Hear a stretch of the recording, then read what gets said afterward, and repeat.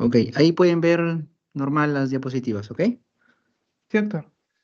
Ya, listo. Bueno, lo que vamos a hablar ahora es sobre cáncer de pulmón y nódulo pulmonar. El cáncer de pulmón tienen que poner un poquito más de énfasis en el tema de el diferenciar la estadificación del cáncer y el tema del tratamiento de acuerdo a la estadificación, ¿no? Vamos a tratar de hacerlo un poco conciso la exposición para no tardarnos mucho por la hora y porque son dos temas, ¿correcto? Entonces, el cáncer pulmonar es una patología que tienen que tener presente, que es bastante frecuente en el ámbito de problemas oncológicos, ¿ok?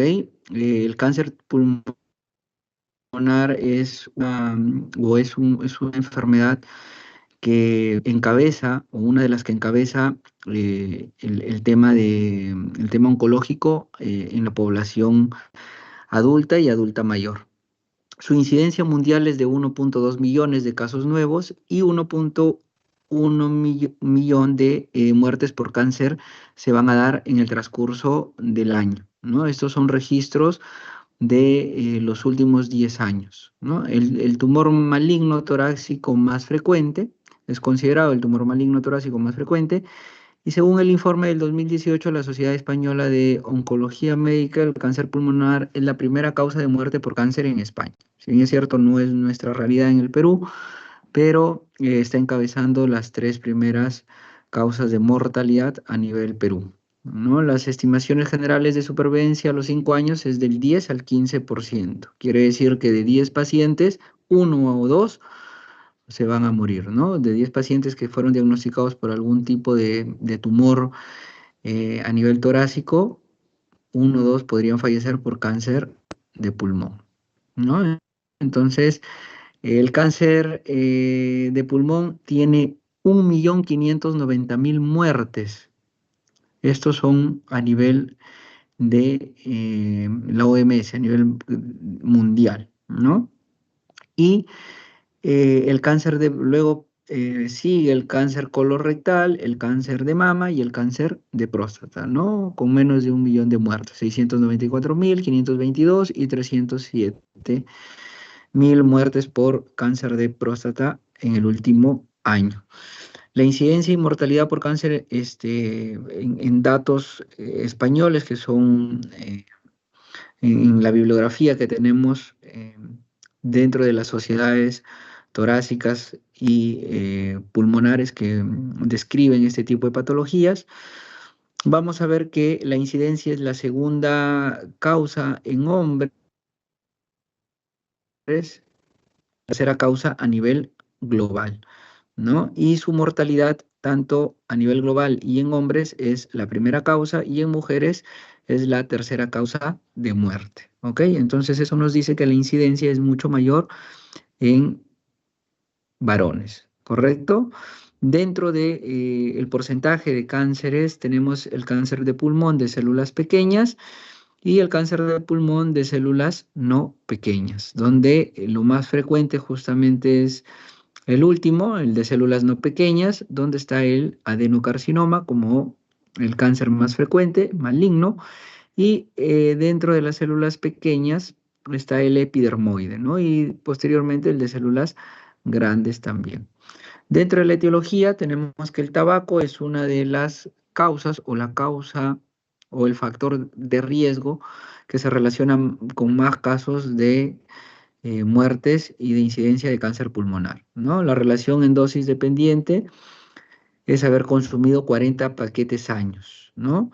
Y te va a aumentar la mortalidad hasta en un 80 hasta en un 90%. Entonces, me imagino que ustedes ya deben de saber cómo sacar el índice tabáquico, que es de acuerdo al número de cigarrillos fumados por día, por el número de años, entre 20, que es lo que contiene una cajetilla de cigarrillos, ¿no? Entonces, el tabaco está encabezando la lista. El asbesto, ¿no? Que es hace un papel sinérgico con el tabaco en el desarrollo del cáncer pulmonar. La relación de la exposición es de 6 en exposición de asbesto a 59 en exposición de asbesto más tabaco. O sea, aumenta, ¿no?, el radio de la exposición para este tipo de cánceres. Al hacer sinergia con la parte del asbesto, va a aumentar muchísimo para el desarrollo del cáncer pulmonar, ¿no? Otros podría ser el humo de motores de diésel o también el humo de carbón dentro de las exposiciones a biomasa como leña y carbón.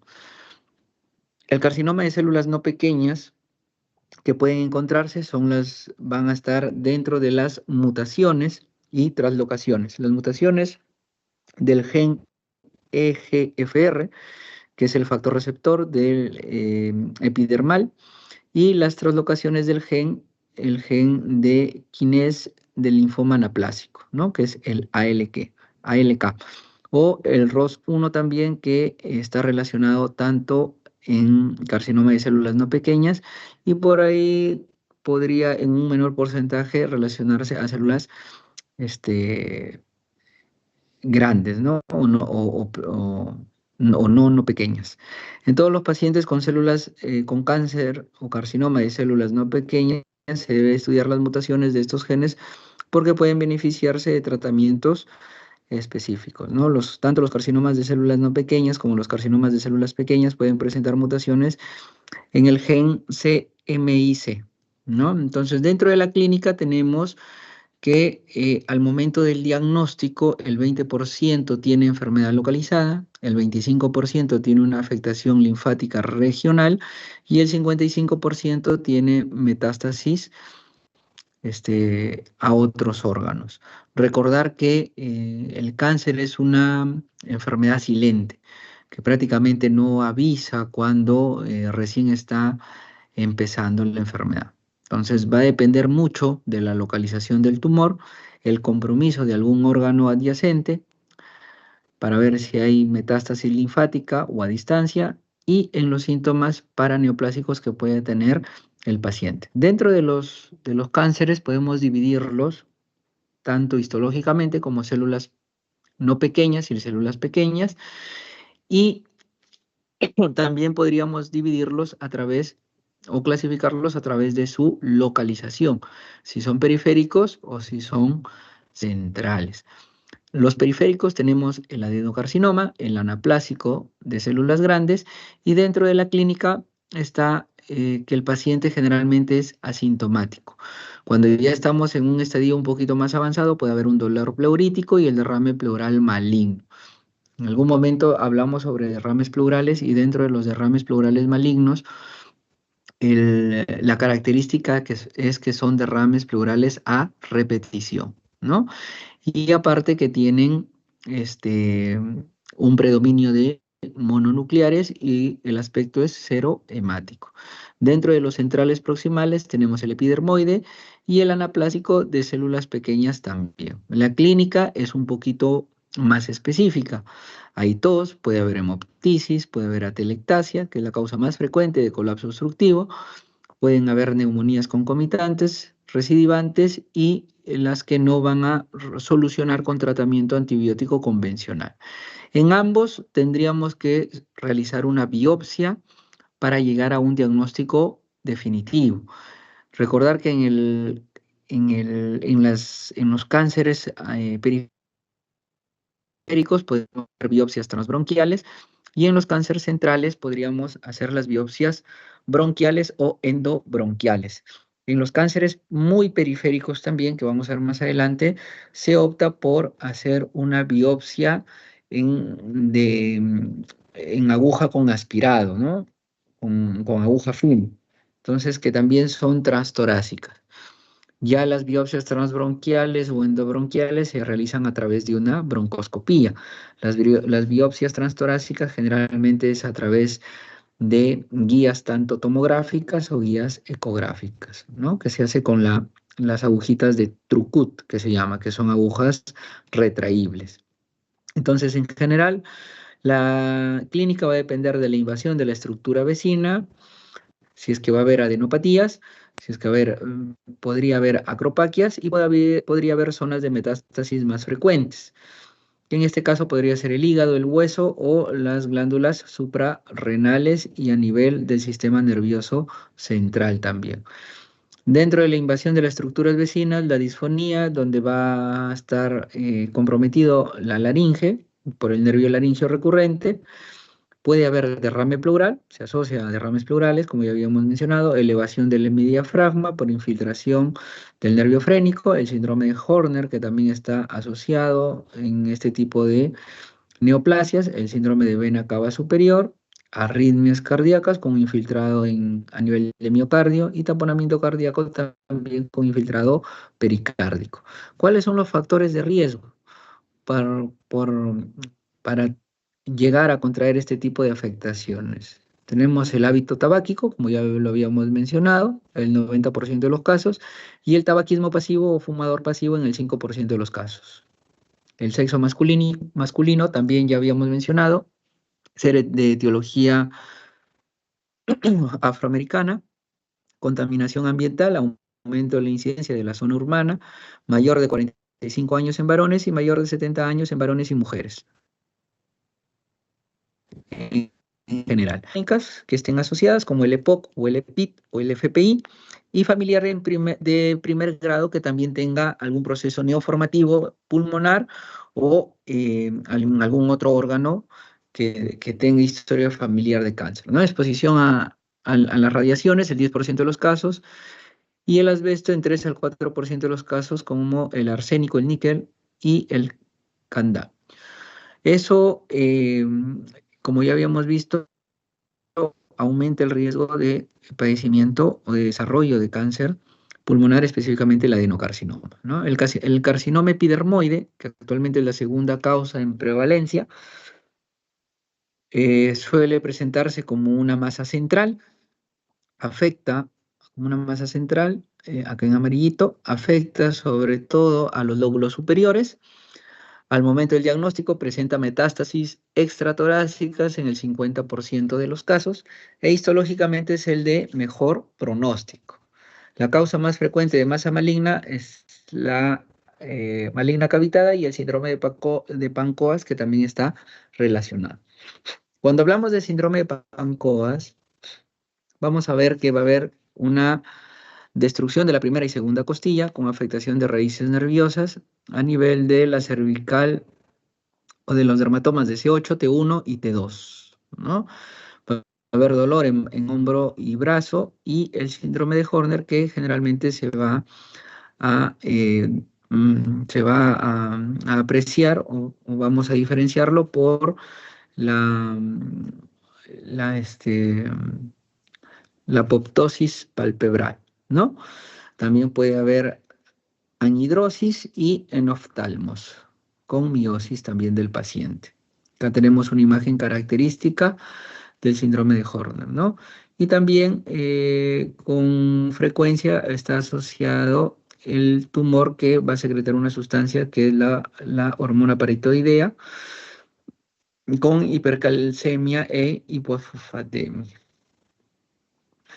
Dentro de la clasificación de los no microcíticos, en el 85% de los casos, el adenocarcinoma, con un tamaño celular de 20 a 30 micras, es más frecuente en pacientes jóvenes, expresa marcadores como el TTF1 y la napsina A también, ¿no? Activación de el oncogen RAS, y el tumor generalmente es periférico. Puede haber acropaquias en, en- en casi el 90% de los pacientes. Se aumenta la asociación de la afectación pleural y o no es tan relevante, disminuye la asociación con el tabaco. No es la causa predominante del adenocarcinoma. Puede tener de origen sobre zonas cicatriciales y el síndrome de paraneoplásicos también están asociados con el compromiso pleural. O sea, va a haber un compromiso pleuroparenquimal, ¿no? El carcinoma anaplásico de células pequeñas, donde va a haber un tumor neuroendocrino derivado de las células del sistema de afectación bronquial. Va a haber masa central con adenopatías. Podría haber un tumor broncogénico que más se relaciona con el síndrome paraneoplásico, hiponatremia, que es el CIJAT, y la hipocalemia por secreción ectópica, ¿no? De la hormona del ACTH. La causa más frecuente dentro de los síndromes de cada vena superior y también va a estar asociado al síndrome de Eaton-Lambert y se considera diseminado al diagnóstico. ¿Ok?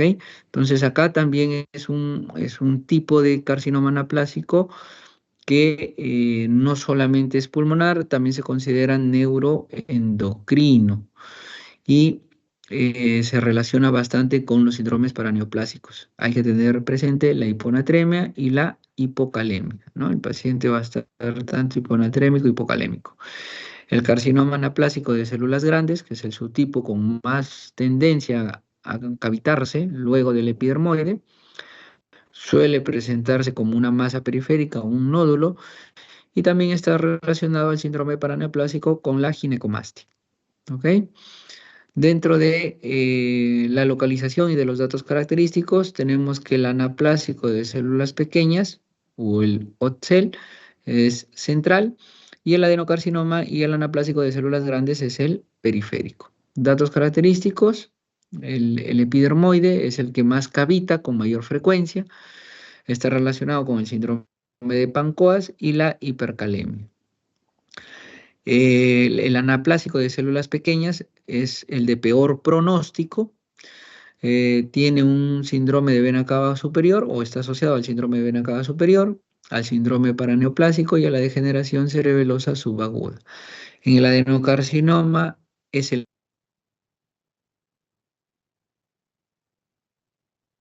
las áreas cicatriciales, como los pacientes que han tenido tuberculosis pulmonar anteriormente, puede afectar pleura y también va a estar asociado a metástasis hematológicas, ¿no? El anaplásico de células grandes cavita el 20% y está relacionado a la ginecomastia.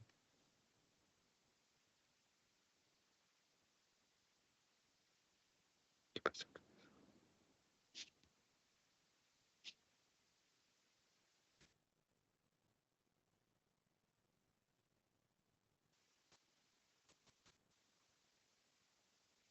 Ok, dentro del diagnóstico tenemos, ante la sospecha de un cáncer pulmonar, lo primero que vamos a tener que realizar es la radiografía de tórax. Si no tenemos o tenemos es como eh, parte inicial y lo que podríamos tener sustentable a la mano, como se dice, ¿no? Pero no es lo mejor. Lo ideal es hacer una tomografía contrastada, ¿no? De tórax de alta resolución contrastada. Puede haber presencia de tumoraciones, ensanchamiento iliar y atelectasias. El diagnóstico específico se hace a través de una biopsia que podría ser por fibrobroncoscopía, donde se toma se toma alrededor de 3 a 4 muestras como mínimo para poder llegar a un diagnóstico preciso, y el estudio citológico también se puede hacer con el broncoaspirado, o sea, el Papibloxel, ¿no?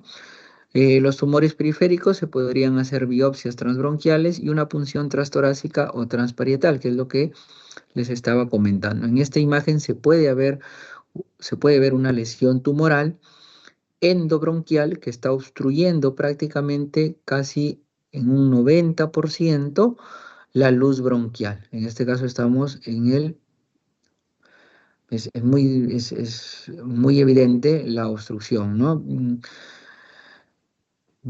Yo creo que estamos en la parte derecha, mientras que no sigamos todo el camino del recorrido con el broncoscopio, es muy difícil saber qué huequito es a nivel si no vemos toda la estructura, ¿no? Pero acá tenemos uno, dos, tres lóbulos y luego se van a ir segmentando. Yo creo que estaríamos en la parte del pulmoncito derecho, ¿no? Es un tumor bastante grande en realidad. Entonces el diagnóstico es a través de una biopsia diagnóstica que podría ser con aguja transtorácica, lo que les mencionaba, más o menos acá tienen la imagen que se hace guía tomográfica o guía ecográfica, ¿no? Esta es la aguja Trucut con la que utilizamos en tipo de diagnósticos de tumores muy periféricos o subpleurales. Hay que tener bastante cuidado porque al momento de ingresar podemos romper o lesionar el paquete vasculonervioso, entonces tenemos que ingresar por debajo del reborde costal en el mejor de los casos. ¿Cuál es la primera complicación que podría haber en este tipo de pacientes o en este tipo de procedimientos? Los neumotórax. En la broncoscopía el riesgo de neumotórax es menor, ¿no? Pero por el grosor y el calibre del broncoscopio no vamos a poder llegar hacia un tumor muy periférico.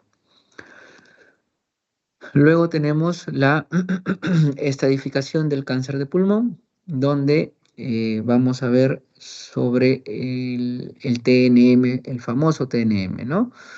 Donde vamos a ver si hay metástasis intratorácicas, extratorácicas, y vamos a ver si es que el tamaño del pulmón o el tamaño de la lesión, perdón, es mayor o menor a 3 centímetros, ¿no? Entonces tenemos acá dentro de los TNM, tenemos si es que está el M1 y se subdivide en M1A, M1B y M1C.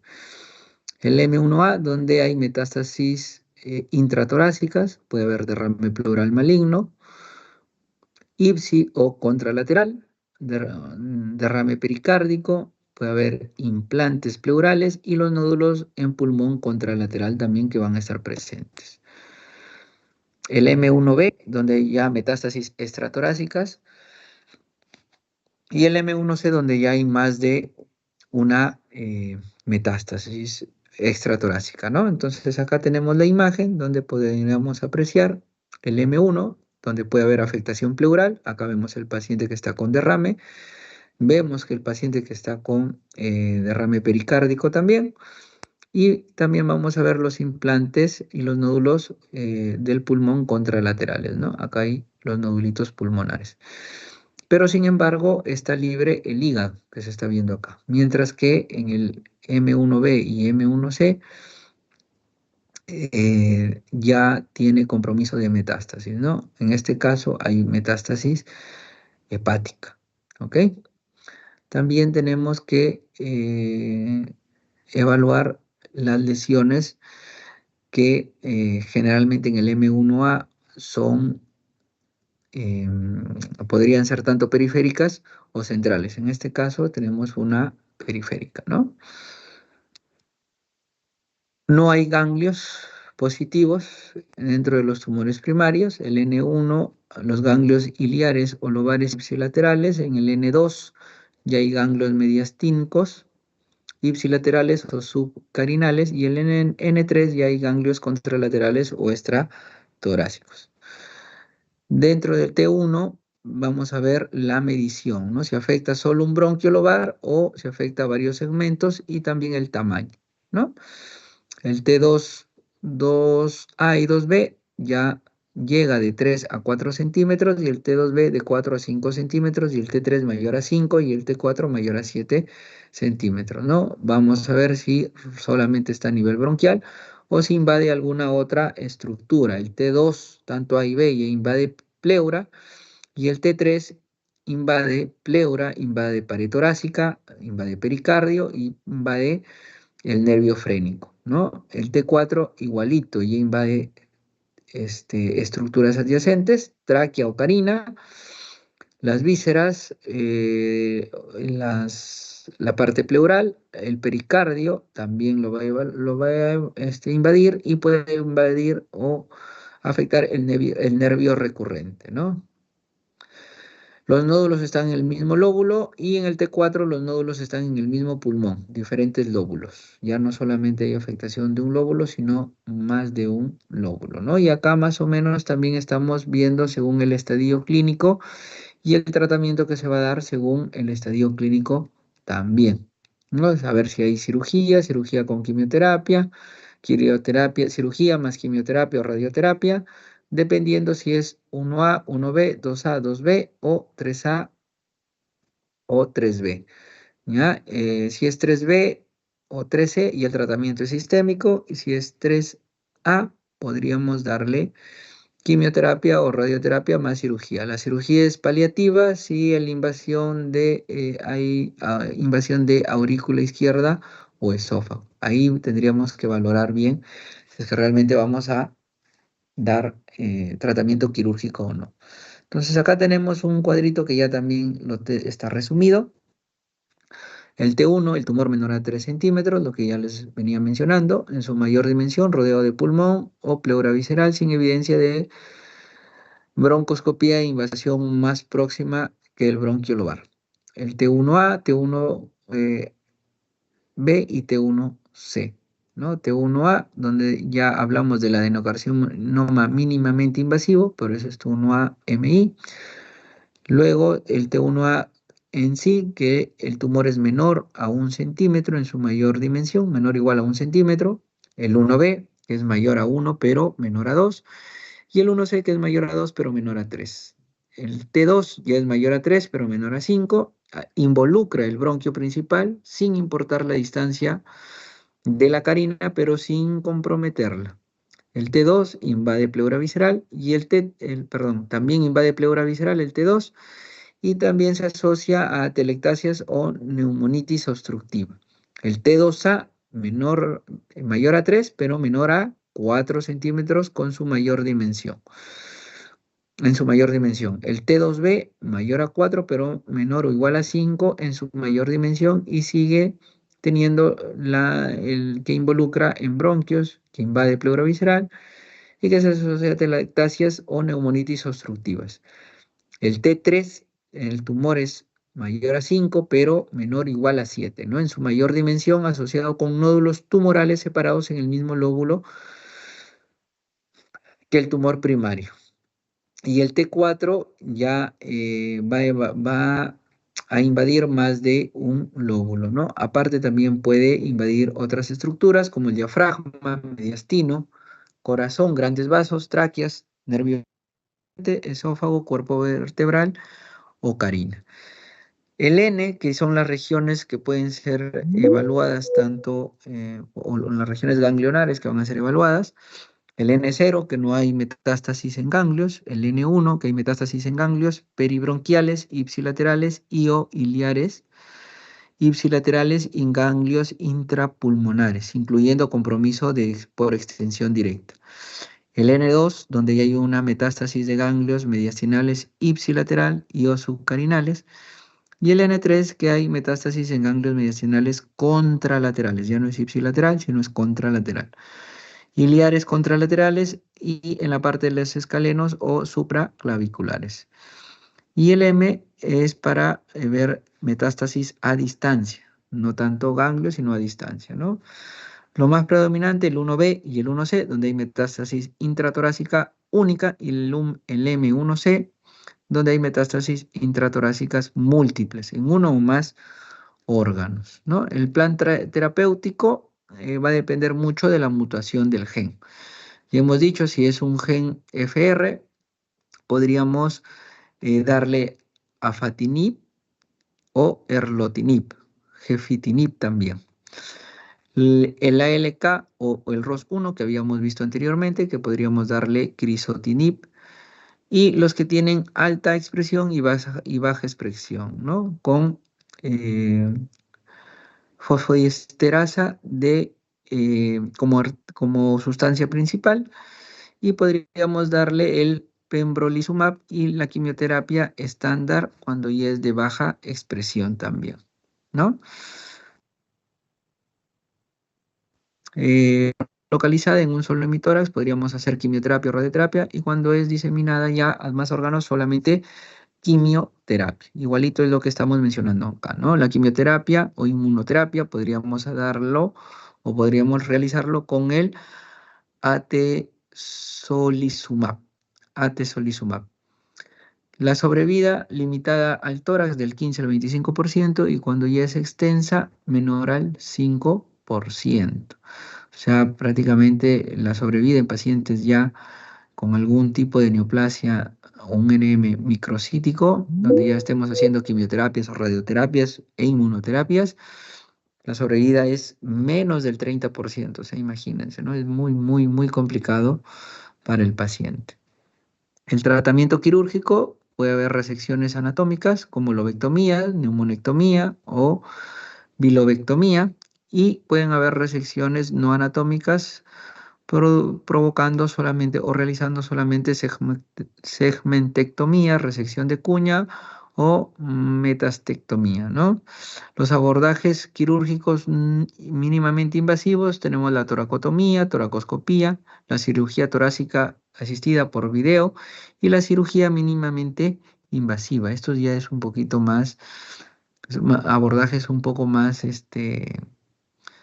pequeños y un poquito más dirigidos, ¿no? Tenemos unas imágenes en las cuales estamos haciendo las toracotomías y las resecciones tumorales, ¿no? Ahora, el tratamiento quirúrgico, como les había mencionado, se va a dar solamente en el estadio 3A, o sea, cuando tenga un T4 o, y un N2, ¿no? T4, o sea, cuando el tumor sea mayor a 7 centímetros, cuando haya metástasis ganglionar, ipsilateral o subcarinales,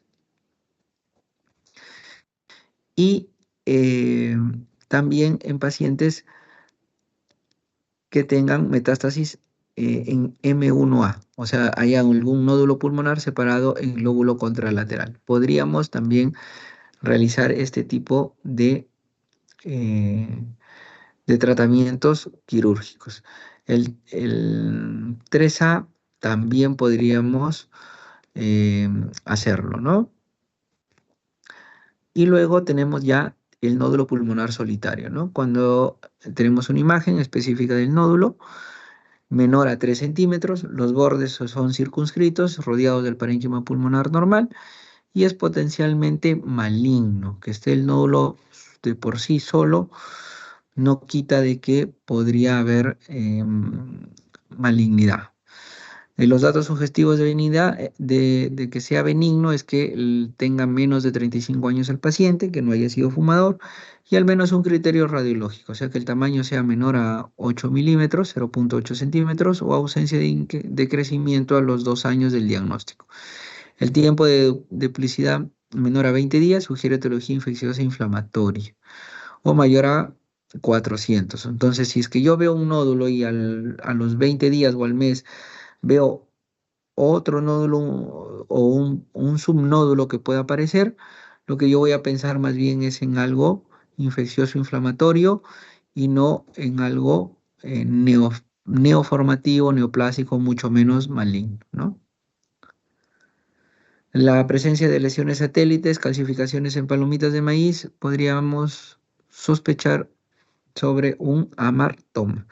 Entonces, los nódulos también tendrían que ver la forma del nódulo, ¿no? Si es de bordes regulares, simétricos, totalmente ovalados, o si podrían ser de bordes irregulares o estrellados también que le llaman, ¿no? Entonces, ese tipo de nódulos con bordes irregulares, bordes estrellados o en corona radiada, que también le llaman, podrían ser sugestivos de malignidad, ¿no? El nódulo pulmonar solitario estable durante más de 2 años o con calcificaciones no precisan seguimiento. El riesgo de malignidad, justamente lo que estaba mencionando, el alto riesgo cuando hay bordes espiculados o corona radiada, que es como una corona de espinas, por decirlo así, ¿no? Se recomienda ahí realizar videotoracoscopía asistida, ¿no? Y el bajo riesgo cuando al menos dos criterios de benignidad, o sea que sea menor de 35 años, no fumador, y se recomienda un control de una tomografía semestral a los 2 años si se cree considerar necesario. El riesgo intermedio ya tendríamos que utilizar el PET scan o la tomografía por emisión de positrones. También es una técnica o es un examen que nos va a ayudar mucho al diagnóstico, ¿ok? Entonces la tomografía por emisión de positrones llega hasta un 80-85% de diagnóstico. La sensibilidad es bastante alta, a veces hasta el 90%. Entonces, pero más se utiliza en tumores periféricos, en tumores centrales donde podríamos ingresar con algún broncoscopio, lo hacemos, ¿no? O entre un PET scan y utilizar una toracoscopía o una biopsia por aguja fina, también la biopsia es lo que manda prácticamente para llegar al diagnóstico. Ahora, el